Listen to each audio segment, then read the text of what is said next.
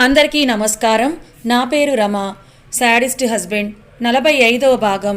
రచయిత తనూషా రెడ్డి గారు. సోఫాకి తల వెనక్కి వాల్చి పడుకున్న క్రిష్ కళ్ళు తెరిచి నీలం రంగు చీరలో వదులుగా అల్లిన జడ, తల్లో తురిమిన మల్లెల పరిమళం ముక్కుకి మత్తుగా తాకుతుంటే చేతి నిండా వేసుకున్న మట్టి గాజులు, నీరు పట్టి బొద్దుగా తయారైన బాడీని చూసి చిన్నగా స్మైల్ చేసి ఇలా రా అని చెయ్యి చాపుతాడు. క్రిష్ చెయ్యి అందుకొని పక్కన కూర్చుంటే అను వల్లో తలపెట్టుకొని చీర కొంగు లోపల ముఖం దాచుకొని ఉబ్బిన నాభిని ముద్దాడతాడు. లేవండి, హాల్లో ఉన్నామని అను అంటే సో వాట్ అని పైకి లేచి నుత్తి మీద చెదిరిన కుంకుమను తుడుస్తూ బయటికి వెళ్దాం, రెడీ అవ్వని అంటాడు క్రిష్. ఎందుకండి, పైగా మీరు బాగా టయర్డ్ అయ్యారు, ఇప్పుడు వద్దు, మరొకసారి వెళ్దాంలే అభిగారు అని అను అంటే నో అను, గెట్ రెడీ అని పైకి వెళ్ళిపోతాడు. అప్పుడే తలారా స్నానం చేసి రెడీ అయిన అను జస్ట్ బొట్టు బిల్ల ఒకటి చేంజ్ చేసుకొని బెడ్ మీద కూర్చుంటే వాష్రూమ్ నుండి బయటకు వచ్చిన క్రిష్ అనుని చూసి సైడ్ స్మైల్తో ఆమె ముందే టీషర్ట్ వేసుకుంటుంటే ఆపి, ఒక నిమిషం అభి గారు, ఇంకా తల ఆరలేదని చేతిలోని టవల్ని తీసుకొని క్రిష్ చెయ్యి చొరవగా పట్టుకొని బెడ్ మీద అతన్ని కుదేసి తల తుడవడం స్టార్ట్ చేస్తుంది.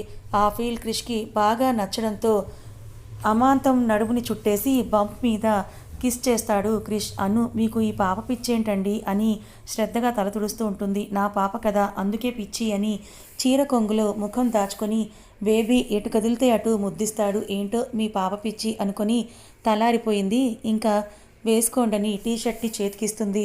బుద్ధిమంతుడి పాత్ర చక్కగా పోషిస్తూ అన్నీ చెప్పినట్లే రెడీ అవుతాడు. అద్దంలో చూసుకుంటూ హెయిర్ని కోమ్ చేసుకుంటుంటే అను టేబుల్ మీదున్న మొబైల్ ఎప్పుడూ లేని చనువుతో క్రిష్ ప్యాంట్ ప్యాకెట్లో పెడుతుంది. క్రిష్ కొంచెం షాక్ ప్లస్ అయోమయంతో చూస్తూ ఉంటే అను మాత్రం నార్మల్గానే ఉంటుంది. నా పాపకి బాగా ధైర్యం వచ్చేసిందనుకొని వెళ్దామా అని క్రిష్ అంటే హా అని ముందు నడుస్తుంది. ఆమె వెనుక నడుస్తున్న క్రిష్కి ఆమె నడకకి తగ్గట్టు వయ్యారంగా ఆమె జగనంపై ఊగుతున్న జడని చూసి సైడ్ స్మైల్ ఇచ్చి ముందుకు వెళ్ళిపోతాడు. కారులో మౌనంగానే ప్రయాణం కొనసాగితే కార్ ఒక సూపర్ మాల్ ముందు ఆగుతుంది. అనుని పట్టు శారీస్ సెక్షన్ వైపు తీసుకొని వెళ్తాడు. ఇప్పుడు ఎందుకు అభి గారు ఈ పట్టు చీరలు, ఏదైనా ఫంక్షన్కి వెళ్తున్నామా అని అడుగుతుంది. మొబైల్ చూసుకుంటున్న క్రిష్ నవ్వి, హా, మన ఫ్యామిలీలోనే పెద్ద ఫంక్షన్, అందుకే నీకు నచ్చింది తీసుకో అని అంటాడు. ఓ అలాగా, అయితే మీరే సెలెక్ట్ చేయండి, మీ సెలెక్షన్ బాగుంటుంది కదా, మీ క్లాత్స్ కూడా చాలా బాగుంటాయి అని అను అంటుంది. వెయిట్ తక్కువగా ఉండే ఒక మెజెంటా కలర్ శారీకి ప్యూర్ గోల్డ్తో నేసిన పెద్ద బార్డర్ పట్టు చీరని సెలెక్ట్ చేసి ఇంకో 2 చీరలు కూడా ఆల్టర్నేట్గా సెలెక్ట్ చేసి బిల్ వేయిస్తే అందులో ఒక్కో చీర 1,00,000కు తగ్గకుండా ఉంటే అది చూసిన అను కళ్ళు పొడుచుకొని ముందుకొస్తాయి. ఏంటి ఫేస్ అలా పెట్టావని కార్డు ఇస్తూ క్రిష్ అడిగితే, ఏంటండి అంత కాస్ట్లీ శారీస్ ఇప్పుడు కొనడం అవసరమా, మీరు తెప్పించినవే ఇంకా నేను వాడుకోనివే చాలా ఉన్నాయని అను అంటుంది. చూడు పాప, నీ కోసం నేను చేసే ప్రతి చిన్న విషయానికి కూడా ఒక రీజన్ ఉంటుందని జ్యువెలరీ సెక్షన్ వైపు తీసుకొని వెళ్తాడు. నేను ఈ శారీ కట్టుకుంటే 1,00,000 చుట్టుకున్నట్లుగా ఉంటుందేమో అవిగారు అని బేలగా అంటుంది అను. అను మొదటి నుండి డబ్బు ఖర్చు తక్కువగానే పెట్టడం వల్ల ఇప్పుడు క్రిష్ తన కోసం 1,00,000 ఖర్చు పెడుతూ ఉంటే ఇబ్బందిగా ఫీల్ అవుతుంది. అను నన్ను యాక్సెప్ట్ చేసినప్పుడు ఇవన్నీ కూడా యాక్సెప్ట్ చేయడం అలవాటు చేసుకో, నువ్వేమీ నార్మల్ గర్ల్ కాదు, మిసెస్ అనురాధ అభిరామ్ కృష్ణ, సో అలాగే నడుచుకోవాలని ముందుకి అనుని తీసుకొని వెళ్తాడు. షాపింగ్ కంప్లీట్ చేసుకొని ఫుడ్ కోర్ట్కి తీసుకొని వెళ్ళి లైట్గా ఉండే ఫుడ్ని ఆర్డర్ ఇస్తాడు. ఎంతకీ ఏ ఫంక్షన్ అండి అని అను అడిగితే, వెయిట్, నీకే తెలుస్తుంది కదా అని అంటాడు క్రిష్. వచ్చిన ఫుడ్ని ఫ్రెష్ జ్యూస్ని ఆమె ముందు పెట్టి అతను మాత్రం ఏమీ తినడు, మీరు తినరా అని అను అంటే, నాకు ఆకలిగా లేదు అను, నువ్వు తిను అని అంటాడు క్రిష్. బెరుగ్గా అటు ఇటు చూసి ఎవరూ లేకపోవడంతో క్రిష్ నోటి ముందు చెయ్యుంచుతుంది. ఆమె వైపు చూడకుండానే మొబైల్ చూసుకుంటూ పెట్టింది తిని ఇంకా చాలు నువ్వు తినేసేయని క్రిష్ అంటే అను కూడా తిని జ్యూస్ గ్లాస్ ఖాళీ చేసి టమ్మీ ఫుల్ అవడంతో ఇంకా వెళ్దాం అభిగారు, ఫుల్గా నిద్రొస్తోందని అంటుంది అను. ఇన్నేసెంట్గా ఉన్న అను ముఖం చూసి కమ్ అని చెయ్యి పట్టుకొని పార్కింగ్ ఏరియాలోకి వచ్చి అనుని మొదట కూర్చోబెట్టి అతను డ్రైవింగ్కి కూర్చుంటాడు. మీరెందుకు సెల్ఫ్ డ్రైవింగ్కి ఎక్కువగా ప్రిఫరెన్స్ ఇస్తారు అభిగారు అని అను అడిగితే, బికాస్ నాకు నా చేతుల్లో నా ఇష్టానికి తిరిగే స్టీరింగ్ అంటే ఇష్టం అను అని అంటాడు క్రిష్. ఇంకేం మాట్లాడకుండా ఇంటికి చేరుకుంటే ఆల్రెడీ డిన్నర్ చేయడం బయట చేయడం వల్ల పడుకుంటుంటే క్రిష్ అను కోసం గోరువెచ్చని పాలు తాగించి ఇంకా పడుకో అని అంటాడు. మార్నింగ్ దేనికోసమో ఆత్రంగా వెతుకుతున్న క్రిష్ ఎక్కడికి వెళ్ళిందని కిందకి హాల్లోకి వస్తే అను సోఫాలో కూర్చొని దానితో ఆడుకుంటూ టైం పాస్ చేస్తుంటుంది. ఓయ్, దానితో ఏం చేస్తున్నావని అను చేతిలో ఉన్న లైటర్ని చూసి అడుగుతాడు క్రిష్. ఇది బాగుంటే చూస్తున్నాను, దీనికోసమే వెతుకుతున్నారా? తీసుకోండని లైటర్ని అతని చేతిలో పెడుతూ ముందుకు చెప్తుంది. నిజానికి ఒక ఫేమస్ బ్రాండ్ లైటర్ అది. దాని విలువ కూడా వేలల్లో ఉంటుంది. బికాస్ 24K గోల్డ్ ఫినిషింగ్తో గోల్డ్ ఫ్లేమ్తో ఉంటుంది. ఆమె వైపు వియర్డ్గా చూస్తూ తీసుకుంటాడు క్రిష్. మీరు ఈ మధ్య స్మోకింగ్ తగ్గించారు కదా అని అను అంటే, అయితే మీ స్మోకింగ్ స్టైల్ బాగుంటుంది అభి గారు అని అను అంటే, నీకు స్మోకింగ్ నచ్చదు కదా, అయినా నువ్వెప్పుడు చూసావు నా స్మోకింగ్ స్టైల్ అని ఆ పక్కన కూర్చుంటూ అడుగుతాడు క్రిష్. చాలాసార్లు చూశానండి, ఆఫీస్లో చూశాను, ఇంట్లో చూశాను. నవ్వి అను చేతిని తన చేతుల్లోకి తీసుకొని, రేపు గ్రానీ ఇంటికి వెళ్తున్నామని క్రిష్ అంటే, సరే నేను ప్యాక్ చేస్తానని అను అంటుంది. బొగ్గకి ముద్దు పెట్టుకుని బయటికి వెళ్తున్నాను, వచ్చేసరికి కొంచెం లేట్ అవుతుంది, ఏదైనా నీడీ అయితే కాల్ చేయని రంగమ్మ అని అంటాడు. చెప్పండి క్రిష్ బాబు అని రంగమ్మ వస్తే, అను జాగ్రత్త, నేను బయటికి వెళ్తున్నాను, వచ్చేసరికి లేట్ అవుతుందని చెప్పి వెళ్ళిపోతాడు. అను డిన్నర్ చేసి క్రిష్ కోసం బయట వెయిట్ చేస్తూ ఉంటే నైట్ 11కి ఇంటికి చేరుకుంటాడు. రావడంతోనే డైనింగ్ టేబుల్ మీద తల పెట్టుకుని పడుకున్న ఆమెను చూసి ముందుకు నడిచి అను అని చెంప మీద నిమురుతూ పిలుస్తాడు. కళ్ళు మత్తుగా తెరిచి, వచ్చారా, ఇంత లేట్ ఎందుకు చేశారని అడుగుతుంది. అను పైకి లేస్తున్న అనుని అలాగే చైర్లో కూర్చోపెట్టి, డిన్నర్ చేశావా అని సీరియస్గా అడుగుతాడు. చేశానండి, మీకోసమే వెయిట్ చేస్తున్నానని అంటుందను.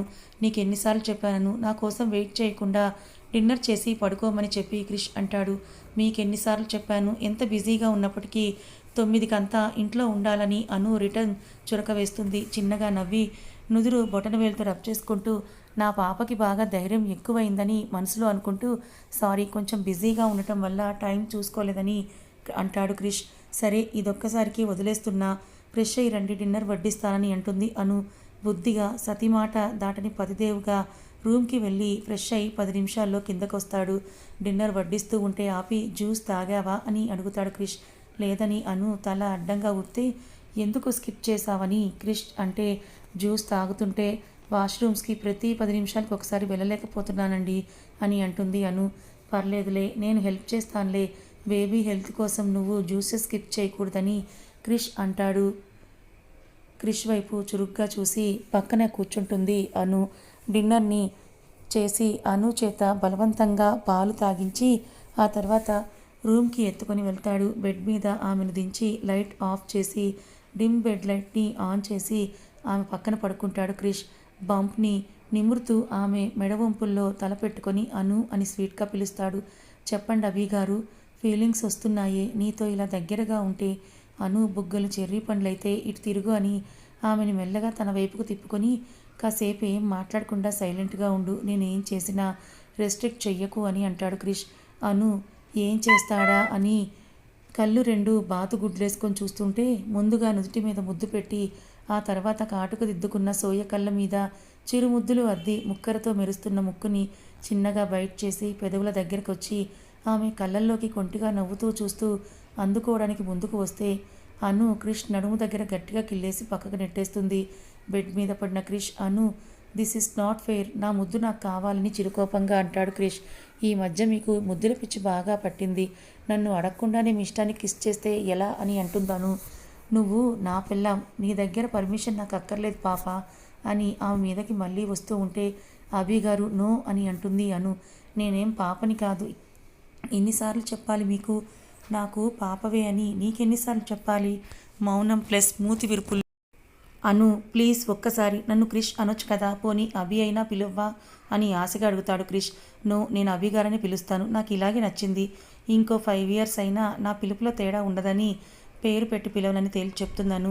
నిట్టూర్చి, మరీ ఇంతకుముందు ఆఫీస్లో నిన్ను నేను ఇబ్బంది పెడుతున్నప్పుడు నువ్వు అని గౌరవం లేకుండా అన్నావు కదా, పైగా నోట్లో బూతులు కూడా తిట్టుకున్నావు కదా అని క్రిష్ అను వైపు డౌట్గా చూస్తూ అంటాడు. గతుక్కుమనను అప్పట్లో క్రిష్ని తిట్టుకున్న తిట్లు గుర్తొచ్చి నవ్వు వచ్చిన క్రిష్ తనని వియర్డ్గా చూస్తూ ఉంటే హిహి అని ఒక పిచ్చి నవ్వు ఇబ్బందిగా నవ్వుతుంది.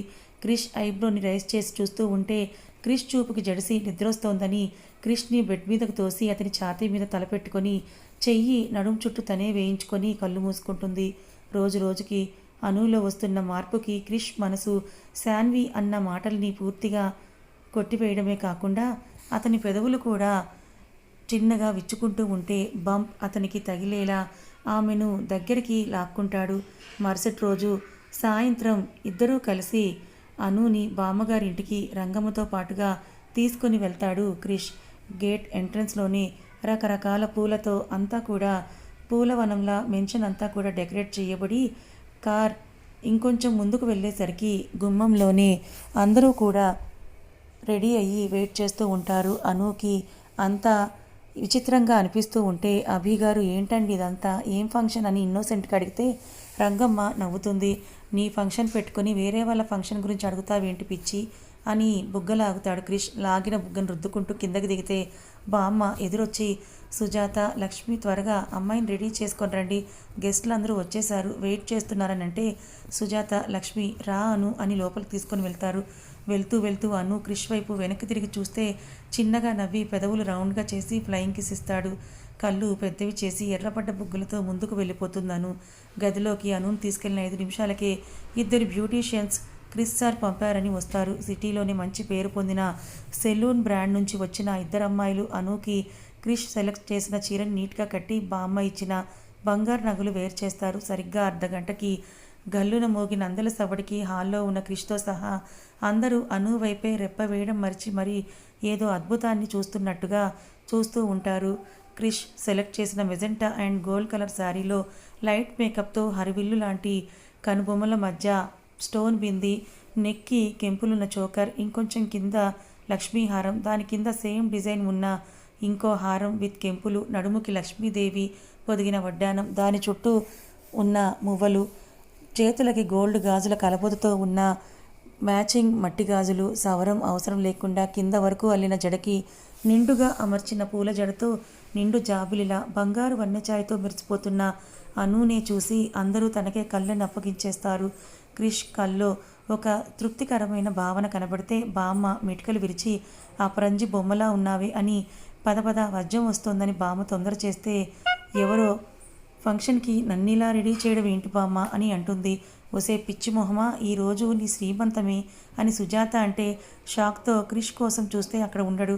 ఆనందం పట్టలేని అను నిజమా అత్తయ్య అని అంటే అవునే పద ముందు అందరూ చూస్తున్నారని సుజాత బామ్మ ముందుకు నడిపిస్తే ఓపెన్ గార్డెన్ ఏర్పాటు చేసిన విశాలవంతమైన స్టేజ్ వెనక మదర్ అండ్ బేబీ థీమ్ ఉన్న ఫ్లవర్ డెకరేషన్ స్టార్టింగ్లోనే అను పిక్ లార్జ్ సైజులో ఉండి కింద Mrs Anuradha Abhiram Krishna baby shower అని బోల్డ్ లెటర్స్తో ఉంటుంది.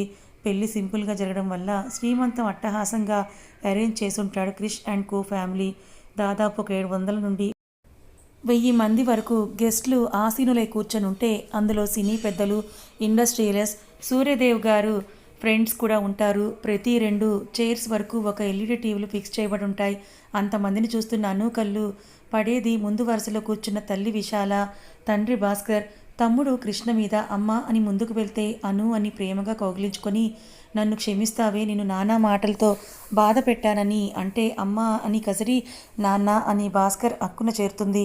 మహారాణిలా ఉన్న కూతుర్ని కళ్ళ నిండుగా చూసుకొని తల్లి అను అని నుదుటిన ముద్దు పెట్టుకుంటారు. అక్క అని కిట్టు అంటే ఏంట్రా నువ్వు కూడా నా దగ్గర నిజం దాచావా అని అను కన్నీళ్లు తుడుచుకుంటూ అంటే బావా సర్ప్రైజ్ ప్లాన్ రెడీ చేశారక్క, ఎలా స్పాయిల్ చేస్తానని కిట్టు అంటాడు.